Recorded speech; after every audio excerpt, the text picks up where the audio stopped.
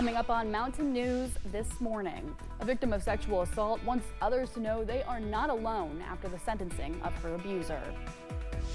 And while medical marijuana is going to be legal January 1st, it could be months before the product hits the shelves of Kentucky businesses.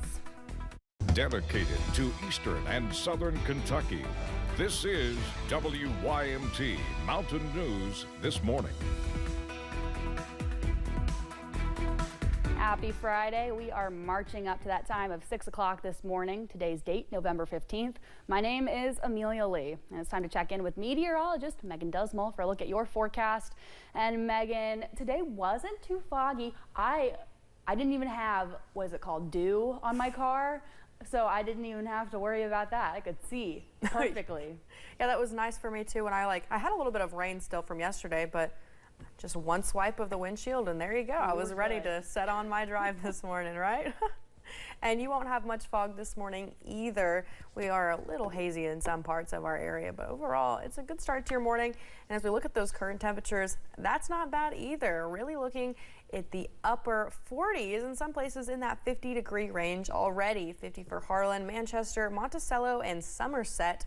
And as you're traveling towards Wise, a little bit cooler, 43 degrees. But we're warming up ever so slightly to those forecast highs for your Friday, with temperatures in the mid to upper 50s for today. We also have that rain that's still moving through the area, really focusing on that Kentucky-Virginia border, but it won't be too long until we see it out of our area and drier skies, and conditions will be on our way, especially for the weekend. But let's look at that day planner for your Friday. Temperatures will be increasing ever so slightly throughout the day with nice and cloudy skies. Amelia? All right, Megan, thank you. One Floyd County Schools employee is answering to charges of sexual assault nearly 30 years later. WYMT's Buddy Forbes was in the courtroom as he made his plea and was sentenced. Shauna Absher has waited decades to face the teacher who she says began sexually assaulting her at the age of 17.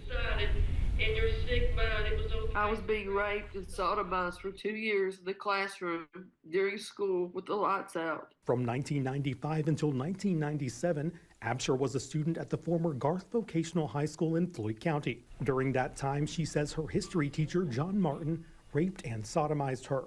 You stole my innocence, you took my virginity, you even filmed it, and you made me watch the film at your home. Saying he forced her to perform oral sex on him almost every day she was on campus. I felt so small and so dirty when you raped me, and I'm still trying to clean the garbage off of me that you put on me. Martin was indicted on charges of rape and sodomy earlier this year and entered a guilty plea on amended charges during sentencing Thursday before hearing Absher's victim impact statement. It was empowering, but I felt like it was a little bit of a letdown because it's like a slap on the wrist for doing what he did to me. Martin was sentenced to 1 year of probation on one count of sexual misconduct and cannot contact Absher or be in the presence of minors for 2 years. This is what you want to do?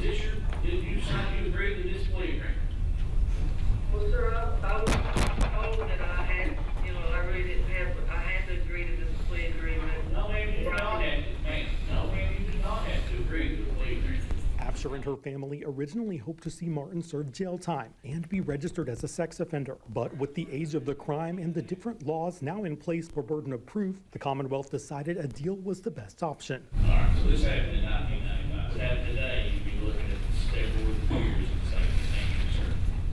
Though she does not feel justice was served, Absher said she hopes her case will show anyone hiding in silence that they are not alone. If it happens to one kid, everything I've been through is worth just one child. In Floyd County, Buddy Forbes, WYMT Mountain News. And here's a part of the statement released by the school district about the situation.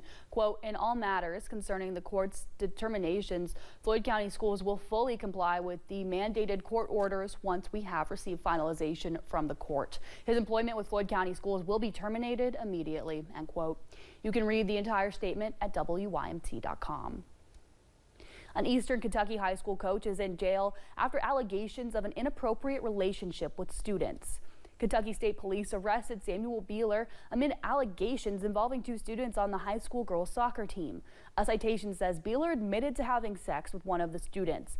Police say that it happened between the night of October 31st and the early morning of November 1st. Beeler denied allegations of sharing inappropriate messages with the other student. School leaders say they're cooperating with authorities, while impacted students and staff members have services available to them. Yeah, I mean, we have a crisis management team that takes care of situations like this. We have enacted them, and they're there to support our students or any staff member that may need it. Beeler remains in the Three Forks Regional Jail, where he declined to speak with WYMT about the claims. After a 6-day manhunt, police have finally arrested a man who is accused of killing his son in Franklin County. Kentucky State Police say Stephen Gertley was found inside a barn on his property shortly before 1:30 yesterday morning. He was arrested and charged with 1 count of murder. Police were searching for Gertley since Saturday night. KSB says Gertley shot his son, 36-year-old Justin Gertley, after a fight. He pleaded not guilty in court yesterday afternoon. A joint investigation led to a first-of-its-kind drug lab seizure in southern Kentucky. The Knox County and Laurel County Sheriff's offices say they executed a search warrant at a home in London where stolen guns were found. They also found meth, morphine tablets, a meth lab, and a DMT lab. Officials believe this is the first lab of its kind seized in either county. DMT is a Schedule I hallucinogen. 48-year-old Robert Wayne Simons was arrested on drug charges. London police and several federal agencies served a search warrant at a local massage parlor. Police say this comes after several tips through numerous local and federal channels that criminal acts were taking place at Rose Spa in London. They seized several items, including a credit card reader, security camera, client ledgers, and U.S. currency. The investigation is ongoing. A contractor is safe after being trapped for hours at a demolition site in Louisville. Officials say it happened yesterday around noon at the site of the former community correctional facility near U of L Hospital. The building is in the process of being demolished. He was freed, placed on a gurney, and taken to the hospital in stable condition. Those who have been waiting for the start of Kentucky's medical cannabis program may end up waiting a bit longer than they had hoped. Governor Andy Beshear indicated yesterday that products will not be ready by day 1. As Jeremy Tomes reports, industry advocates say it could take months before it hits the shelves. Matthew Bratcher with Kentucky Normal says the anticipation for Kentucky's medical cannabis program to start is ramping up. The election really just proved that we've been waiting for this moment as a state. And Governor Andy Beshear noted at his Team Kentucky briefing Thursday that their website rollout is fast approaching for patients. Just through a search off of our website, they are going to be able to find both the names and the locations of the medical professionals that they can go and see, and then the names and the locations of the closest dispensaries. But the governor pumped the brakes on when the cannabis itself will make it to those clients. We are likely not to have full product on the shelf or product on the shelf January 1. Bratcher says it's led their organization to push back its own registration clinics. We figured if we got people registered too soon, they'd be too anxious and too ready to go. With cultivator and processor licenses just handed out a few weeks ago, A lot of these places, they're going to have to build out either from the ground up or refurbish a building from scratch. and the plants still needing to grow after that, they expected these delays. I'm thinking March to June, we'll start seeing things really hit the ground running. For higher tier cultivators with larger growing operations, Bratcher says it could take up to a year. So for all those interested in medical cannabis, patience will continue to be a virtue. We have waited a long time for access to come, and we just got to wait a little bit longer. Jeremy Toms, WYMT Mountain News. Bratcher also says his organization will continue its work in Frankfort as they hope to add more qualifying conditions to this program and expand Kentucky's marijuana laws further.